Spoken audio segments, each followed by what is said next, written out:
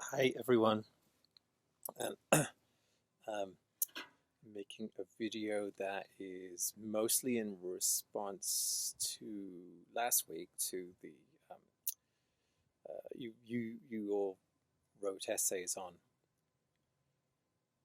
unifying science and spirituality, and I haven't read those yet, but I will shortly, and that should be fun. Um, but then there was a discussion post on what your um, what you thought your blocks might be, and um, how that felt, and what was the way past them to let them go. And that I feel like that is really um, ultimately not something for me to comment on. You know your own process better than anyone, as far as I'm concerned. And but what I can do is report on it from my own experience, my perspective, and so I wanted to do that um, uh, first of all by telling a story. So the story is the story of um, Milarepa. Milarepa is a very famous Tibetan Buddhist um, saint, I suppose you would call him, and the story of his life has been made into a movie, which I actually haven't seen the movie, but I would like to. Milarepa is uh, really well known amongst Tibetans and amongst students of Tibetan Buddhism. And his life story is kind of interesting. But the part relevant to this is a short part of his life story. So his life story is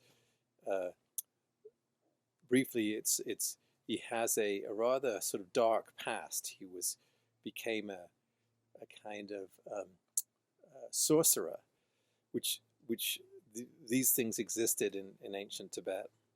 And he became a sorcerer and was actually responsible for some pretty dark deeds and actually murdering people.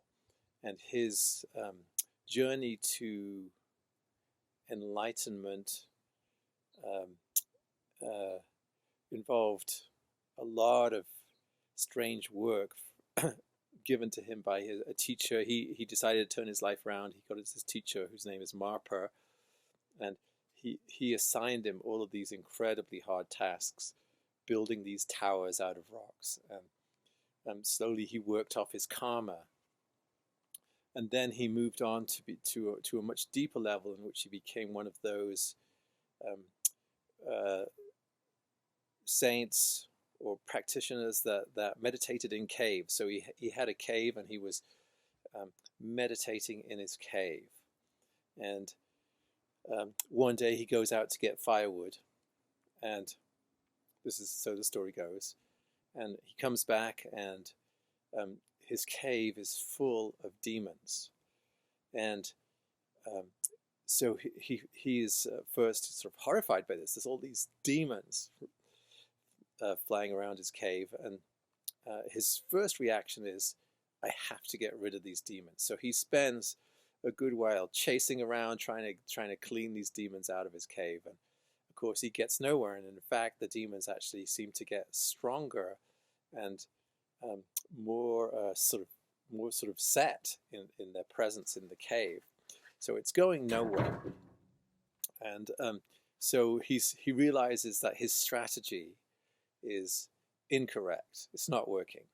And so he decides to take another strategy. And this strategy um, is one of actually kind of working with the demons. So he's like, okay, I can't get rid of these demons.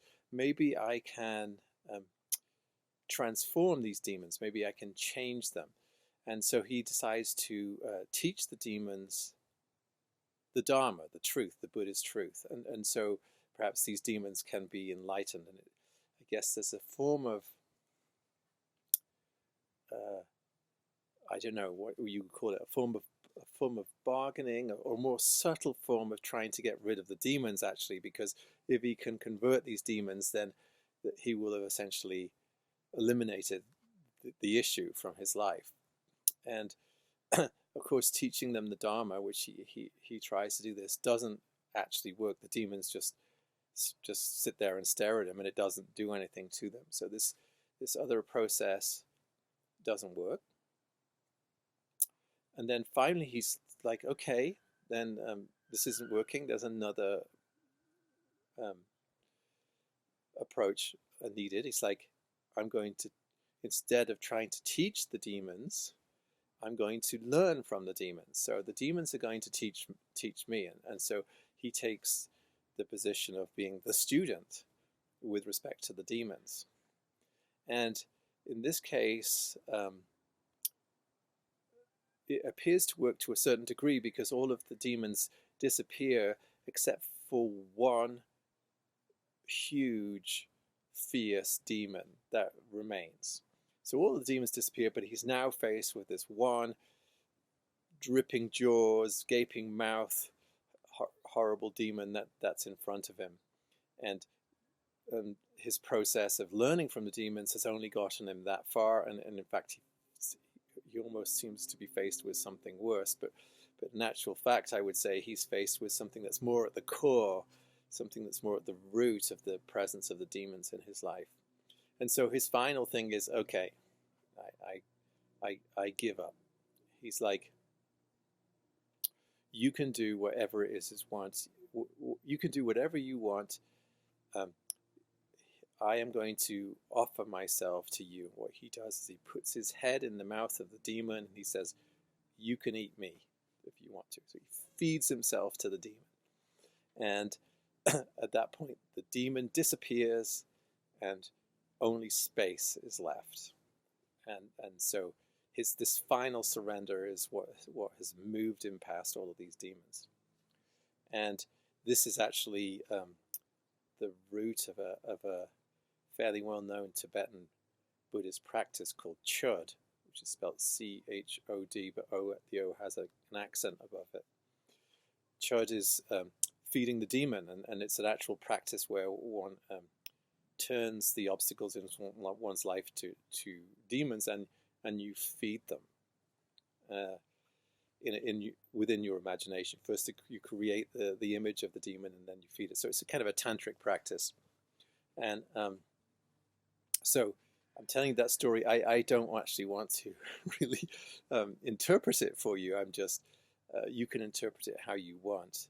But clearly, this is Buddhist psychology. They're describing a process of working with one's blocks and resistances, just as we were talking about this last week.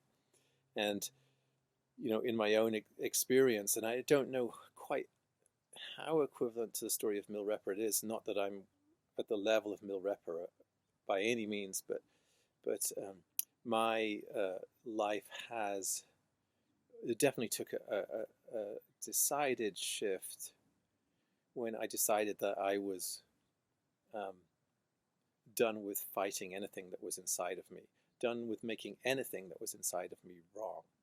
And so my process has been one of not making anything that arises inside of me wrong, not making myself wrong, and actually simply loving whatever is, whatever arises inside of me, where I remain conscious. I love it, because it's all me, and that's been a decision that I've made. And so everything that arises in me is me. Possibly everything that arises is me, I don't know, but that's going a little too far. But certainly everything that arises inside of me is me. And if I'm going to love myself, then I'm going to love all of that. There's none of it that's not me.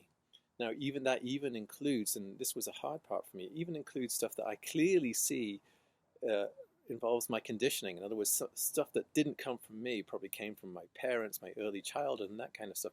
Even that stuff, I decided to treat as me, and therefore I would love it, even though clearly in psychological terms I knew it would come from somewhere, it would have come from someone else, somewhere else, down my line of inheritance, and possibly from my culture as well. So, and that's produced, for me, that's produced a great change in my life, and a great deal more inner peace than I had before. Um, but not that it's a life of inner peace by any means. I wouldn't say that, but it's really been a shift for the better. And I think so for me that the path has become this sort of, I guess I would call it a path of love. And um, I just think that I can um, potentially do that better and better um, with time as time goes on. Like, and it's something that is not something that I've totally mastered. In meditation, I encounter parts of myself that I clearly don't love still, and then my work is to become turn it into love, to love that. And whether that is equivalent to actually feeding myself to the demon, I'm not sure, but I think it might be in a way. It's like, I'm not, I'm, I'm sort of this. You're me. I'm here for you, kind of thing. And so maybe that story is of some use. I don't know, but I thought I would sort of throw my hat into the ring of inner blocks, of which there have been and still are plenty.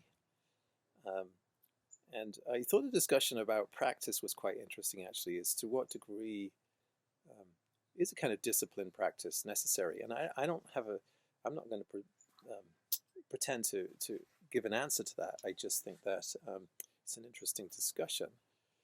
Um, and I think that there probably is, like so many of these things, the answers are individual. It's like, well, no, it's more like, well, what is right for you? It's not possible to say in an absolute sense. Oh, extensive daily practice is necessary. I think that is dependent on the individual, but it's also dependent within an individual's life. It will vary from time to time. There will be periods of practice and perhaps periods without, and it's going to go in cycles, rather like the yugas that we're about to study, the whole process of cyclicity.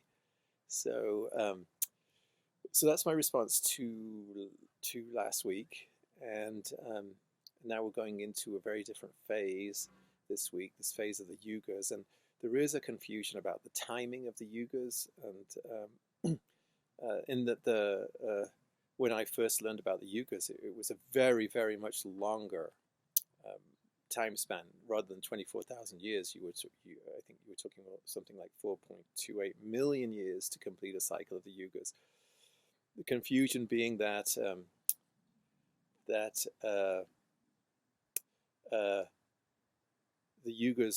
the yugas were listed, the times were listed in years of Brahma, sort of God years, and that represented a much longer span of time in human years. So one day in the sort of God's time scale was a year in human time scale, and that involved multiplying the lengths of the yugas by 360, which created these really long time spans. And so there's some discussion about whether that was an accurate or representation of the time spans of yugas or not. And we're studying a view that views that as actually an erroneous calculation, and the calculations are much shorter. Making the calculation shorter brings it into a human time frame where one can sort of begin to relate the yugas to historical periods and or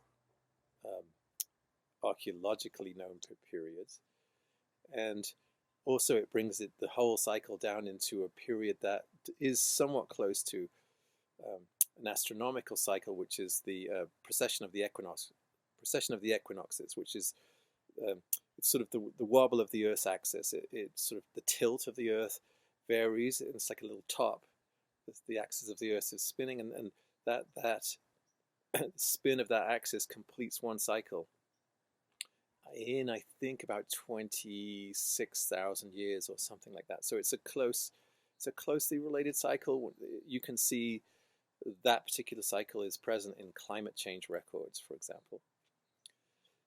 Anyway, regardless of what we think of that, there's going to be this cyclicity of this, and we're going to read about in detail about each of the yugas and then see what we think.